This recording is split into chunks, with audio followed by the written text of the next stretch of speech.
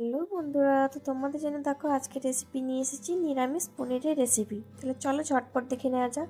তো দেখো আমি পনিরগুলো কিউব করে কেটে রেখেছিলাম। এবার সাদা তেলে আমি হালকা করে ভেজে নিয়েছি।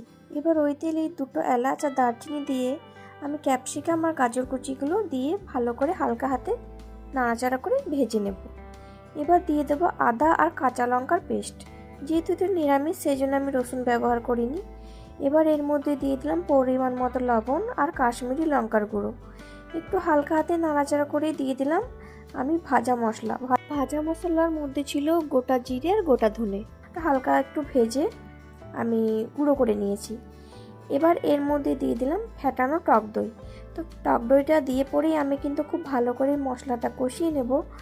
তো দেখো দেখতে এখন থেকে লাগছে না ভোজবাড়ির মতো।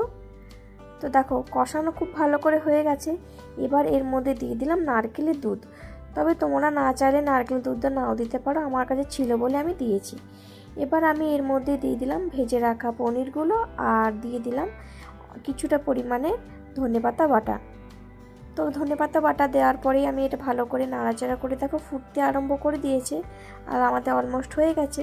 সবশেষে দিয়ে দেবো ঘি আর গরম মশলা দিয়ে নামিয়ে নেব।